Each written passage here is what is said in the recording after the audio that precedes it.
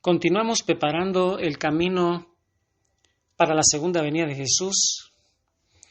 Estamos viendo cómo al final de los tiempos esta sociedad occidental destinada a proclamar las maravillas del Señor se ha ido descristianizando, especialmente a partir del año 1800 a nuestra época, a partir de las enseñanzas de Kant, de varios filósofos como Engels, como Darwin, con esa teoría de la evolución que ya vimos en el curso bíblico de la salvación, ahí con la teoría de la evolución, y vimos cuál era el punto de vista de nuestra iglesia.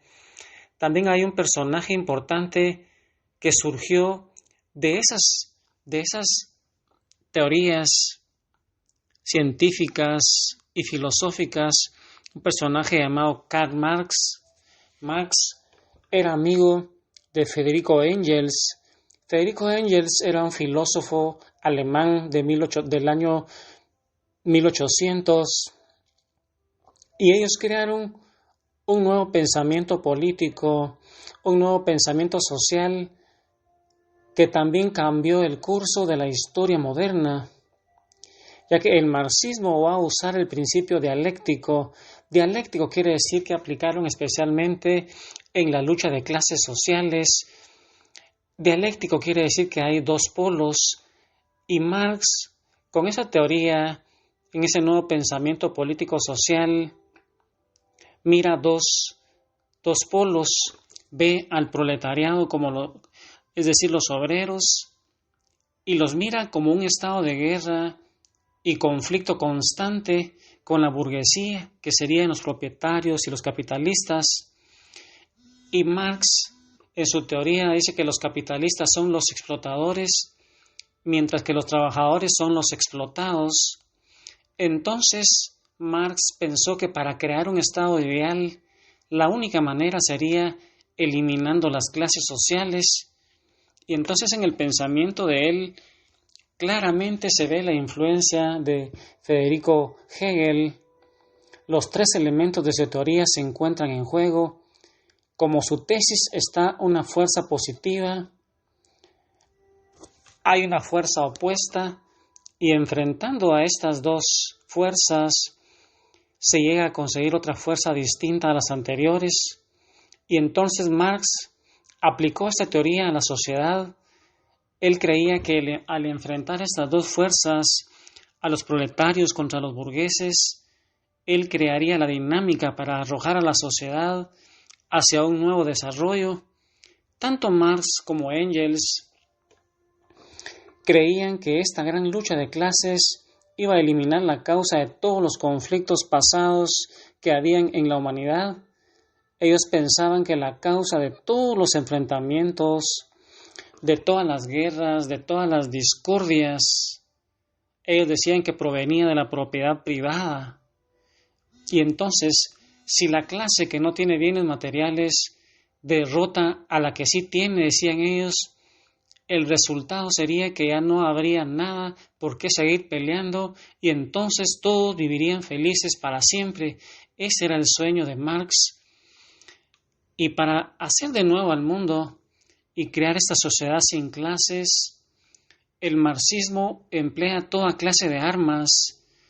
No solo está permitido usar tanques, bombas, gases mortíferos, sino que también usa la educación, utiliza el adoctrinamiento, la religión, utiliza el comercio, la cultura para lograr sus cometidos. Su supuesto objetivo era lograr la mejora material de la sociedad, pero que no le importaban los métodos que se usaran para alcanzarlo. Él decía que el fin justificaba los medios, y las metas establecidas por Marx, él tenía unas metas. Una de ellas era abolir la propiedad privada, centralizar el poder en manos del Estado, controlar o conquistar el mundo para implantar su sistema. Y Marx justificó la violencia para lograr su estado ideal. Desde hace ya más de un siglo hemos venido viendo lo que en realidad son estas ideas puestas en práctica por los comunistas, con más de 20 millones de asesinados solo en Rusia, sin contar 60 millones en China y los otros países que cayeron en las garras del comunismo. Yo hoy, hermano, te invito a que pienses por un momento en la gran cantidad de asesinatos que produjo y está produciendo el marxismo. Con todo lo que tú has escuchado, lo que has visto, ¿será que eso es bueno, hermano? ¿Qué piensas tú? ¿Cuál es tu opinión? ¿Cuál es tu experiencia? Es bueno que nos preguntemos por qué el marxismo fue el causante de tal cantidad de millones de asesinatos, de tanto sufrimiento, de tanta muerte en los campos de concentración. Es necesario que reflexionemos por qué esos frutos son tan funestos para nuestra humanidad. Pero como va a dar esos frutos si su creador, el que aparentaba ser ateo, era un ferviente adorador de Satanás? Dice que Marx, en un estudio hecho por un renombrado evangelista llamado Richard Wurmbrand, existen bastantes pruebas convincentes para creer que Marx, Engels, Hess y otros personajes de esos tiempos estuvieron muy metidos en prácticas satánicas. Muchos de los que hicieron la biografía de Marx han dado luces sobre los extraños ritos, sobre cartas, sobre poemas que él practicaba y escribía. Y para prueba de los incrédulos que querían defender a ese personaje que causó la miseria, que causó la muerte de millones de personas en el planeta, quedan todavía sus poemas y escritos que no dejan lugar a dudas de su verdadera personalidad, de sus intenciones. Y en una de sus tantas poesías, mira cómo él en una de sus poesías escribe y decía él: deseo vengarme de aquel que gobierna en lo alto. Y en un poema, Invocación de un desesperado, él dice: pues un Dios ha arrebatado de mí todo. En la maldición y tormento del destino, todos sus mundos idos irrevocablemente, solamente me resta la venganza. Construiré mi trono en las alturas, en una cumbre inmensa y fría. Mira qué poemas escritos por Marx. ¿Te recuerdas de aquellos pasajes de Ezequiel y de Isaías que hablan del lucero de la mañana, en donde él se llenó de orgullo, se llenó de soberbia y por eso él se trajo el 33% en la primera rebelión que hubo de los ángeles antes de la caída del ser humano? Con estos poemas podemos darnos cuenta de esa serie de alegorías que van recordando a ese orgullo entonces de Lucifer, como si Marx fuera el vocero del príncipe de las tinieblas. Y hay otro poema que él tituló El violinista, y él dice: los vapores infernales suben y llenan la mente hasta que enloquezco y mi corazón es totalmente cambiado. ¿Ves esta espada? El príncipe de las tinieblas me la vendió. Mira, estas líneas cobran significado especial si sabemos que en los ritos de iniciación superior del culto satánico se le vende una espada encantada al candidato, por supuesto firmando un pacto de sangre y enajenando su alma.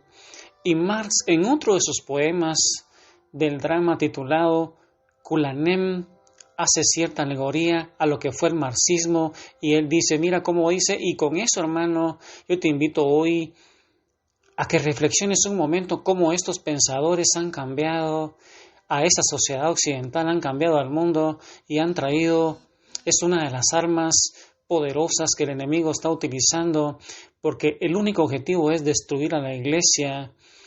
Y entonces María Santísima hoy nos dice que entremos a su corazón inmaculado, que nos santifiquemos, que nos llenemos del Espíritu Santo y que sigamos evangelizando este mundo, porque al final de los tiempos va a existir una gran apostasía, esa gran Babilonia que va a ser utilizada para hacer una gran autopista al anticristo, pero también nuestro Señor la va a utilizar para purificar a su iglesia, que al final de los tiempos se va a ir purificando en una iglesia fiel y en una iglesia apóstata. Y mira cómo lo dice ese poema Kulanem, escrito por Marx: saltaré adentro, aunque traiga al mundo a su ruina, el mundo que se dilata entre mí y el abismo, lo destrozaré con mis perennes maldiciones. Estrecharé mis brazos alrededor de su cruel realidad, abrazándome, adoptando el marxismo.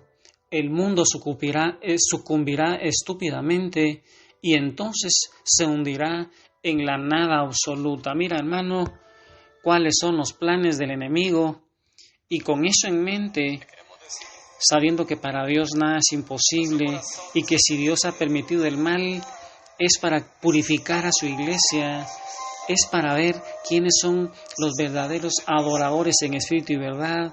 Y hermano, al final de los tiempos, el corazón de María es ese lugar para llenarnos de su Espíritu Santo. Hoy, como el salmista, digámosle a ese Padre bueno que nuestra alma tiene sed de Él. Ahí, hermano, en oración, medita. ¿Qué quiere decir el marxismo? Y mira si no es un verdadero brazo de Satanás.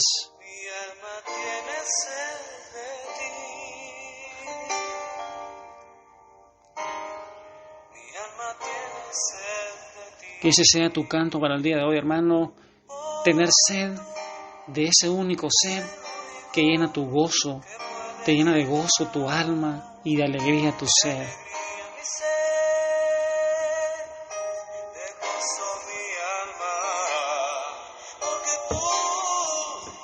El único que puede llenar todo mi corazón.